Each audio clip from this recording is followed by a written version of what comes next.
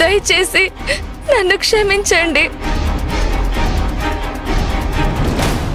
బుద్ధి తక్కువై దురాశకు పోయి ఈ దొంగతనం చేశాను. ఇంకెప్పుడు ఇలాంటి తప్పు చెయ్యను అత్తయ్య. నన్ను క్షమించండి అత్తయ్య.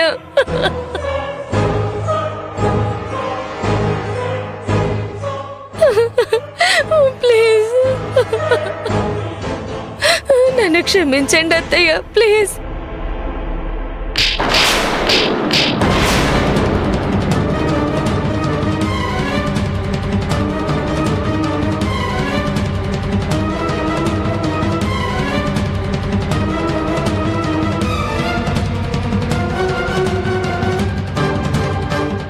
నువ్వు చేసిన తప్పుకు క్షమాపణ ఉంది అనుకుంటున్నావా?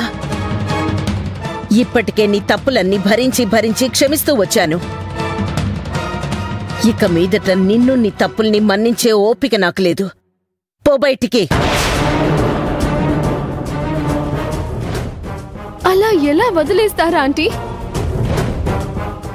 నన్ను ఎన్ని మాటలంది, ఎన్ని నిందలు వేసింది, ఎంతగా అవమానించింది. తను చేసిన తప్పుకి శిక్ష పడాలి కదా.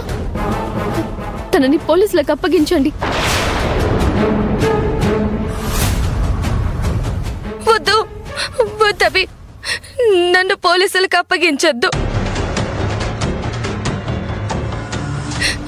రాజీవ్, మీరైనా చెప్పండి. రాజీవ్, నీ మొహం చూసిన పాపమే.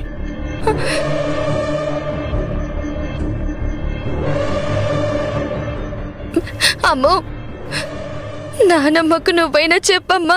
You are a bad mother, I hate you.